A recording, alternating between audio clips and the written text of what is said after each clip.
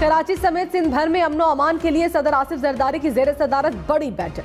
कराची में street crime कच्चे में ऑपरेशन पर वजीर आला, आईजी और डीजी रेंजर्स की ब्रीफिंग। सदर की कराची में सेफ सिटी प्रोजेक्ट जल्द मुकम्मल करने की हिदायत। कहा, जमीनों पर कब्जा किसी सूरत कबूल नहीं। कच्चे में जो भी अगवा में मुलव्विस हैं उनके खिलाफ कार्रवाई की जाए। पुलिस अफसरान को मयाद देकर भरपूर काम ले। सिंध हुकूमत को विफाक से असलहा समेत जो भी सहूलियात चाहिए वो मुहैया कराएंगे। पुलिस को पता होना चाहिए कि कराची से चोरीशुदा मोबाइल और गाड़ियां कहां जाते हैं।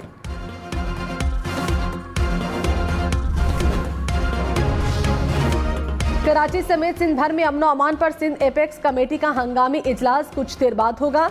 वज़ीर आला Sindh, core commander Karachi, DG rangers, IG Sindh शरीक होंगे। गुज़श्ता रोज इजलास में सदर आसिफ जरदारी ने सिंध पुलिस को ड्रग माफिया के खिलाफ सख्त कार्रवाई की हिदायत की।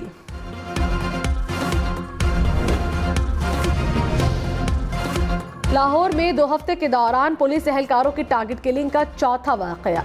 टकसाली गेट में मोटरसाइकिल सवार की फायरिंग, पुलिस एहलकार जाँ बहक। पुलिस के मुताबिक एहलकार पान शॉप पर खड़ा था कि मुलजिम ने फायरिंग कर दी। इससे पहले मिस्त्री शाह, निश्तर कॉलोनी, बागबानपुरा में पुलिस एहलकारों पर फायरिंग की गई।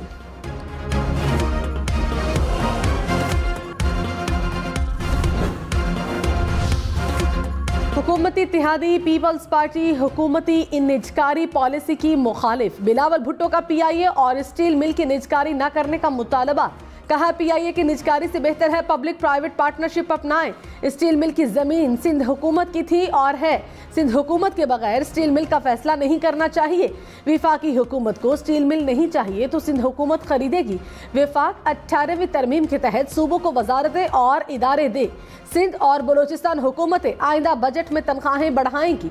उम्मीद है विफाकी हुकूमत भी महंगाई के हिसाब से इजाफा करेगी। पेंशन पर टैक्स का नफाज, पेंशन की अदायगी की मुद्दत में कमी। IMF का तकाजा, वफ्द 15 मई को पाकिस्तान पहुंचेगा। जराये के मुताबिक नया प्रोग्राम, सख्त शर्तों पर मिलने का इम्कान। बिजली और गैस की कीमतों में इजाफा करना होगा। दौरानिया 3 साल या ज्यादा हो सकता है।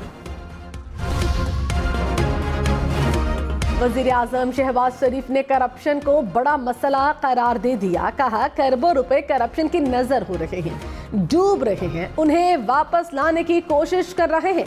सिफारिश का सिक्का राजुल वक्त है। मुल्क के मुआशी हालात मुश्किल से 2-4 हैं। एहसास है कि गरीब आवाम पर जिंदगी तंग है। तेल की कीमतों में कमी, महंगाई में रिलीफ का मुतबादिल नहीं। सऊदी बादशाह दिल से चाहते हैं कि पाकिस्तान तरक्की करे।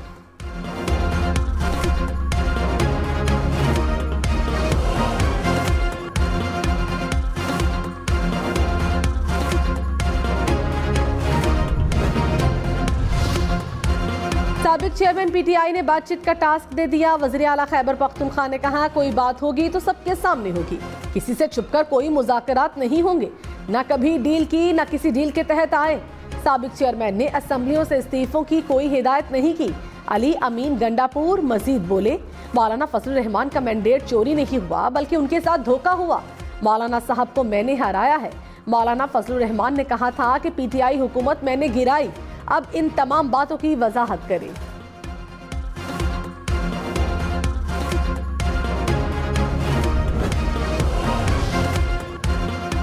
वज़ीर आला पंजाब मरियम नवाज ने कहा, खिदमत करने वाले कंटेनर्स का मुस्बत इस्तेमाल करते हैं। आज से पहले कंटेनर्स का इस्तेमाल जलाओ घेराव में होता था। कंटेनर वालों ने आवाम की मुफ्त अद्वियात भी बंद कर दी थी।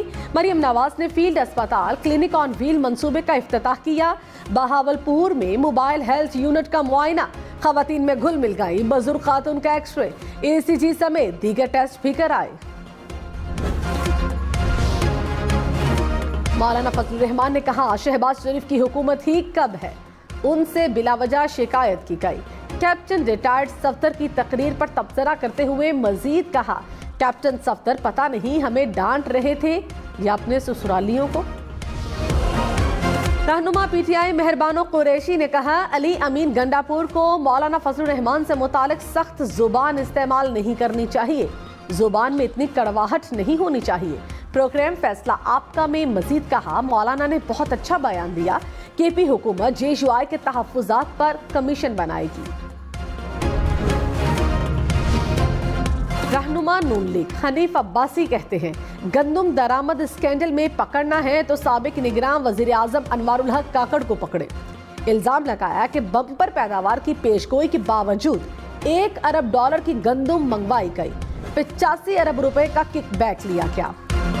साबिक निगरान वजीर आजम अनवारुल हक काकड़ ने कहा गंदम के मामले से निगरान हुकूमत का ताल्लुक नहीं, गंदम हुकूमत ने नहीं प्राइवेट सेक्टर ने दरामद की।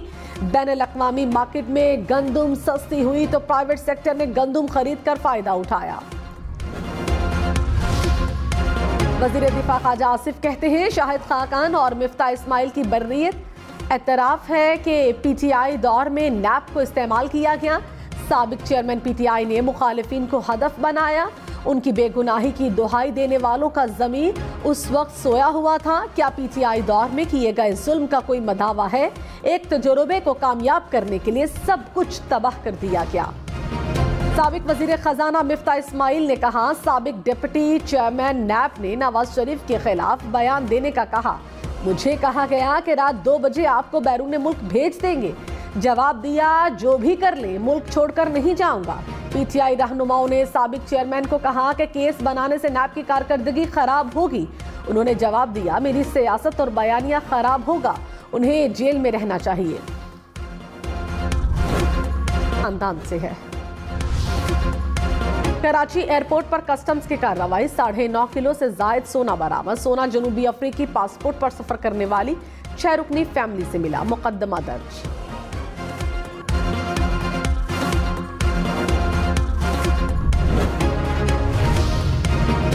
MKM का कराची में अमनो अमान की सूरत हाल पर इजहार तशवीश। सदर मुमलिकत आसिफ अली जरदारी से मुत्तहिदा रहनुमाओं की मुलाकात। तर्जुमान MKM ने कहा तमाम सियासी जमातों को मिलकर मुश्तरका हिकमत अमली अपनानी चाहिए। आसिफ जरदारी ने कहा अमन की बहाली के लिए तमाम स्टेक होल्डर्स को साथ लेकर चलेंगे। मुत्तहिदा वफ्द की मुकम्मल ताउन की यकीन दहानी।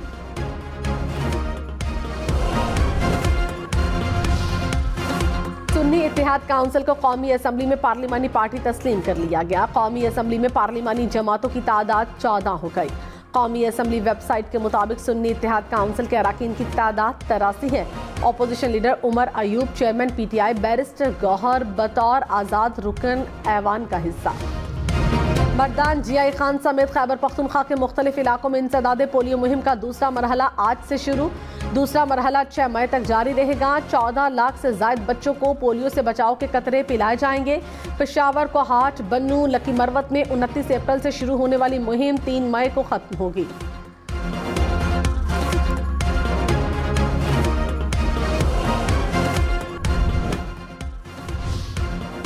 मखसूस नशिस्तों का केस। पेशावर हाई कोर्ट में अरकानी असम्बली के खलफ बर्दारी के फैसले पर नजरसानी दरखास्तों पर समात आज होगी।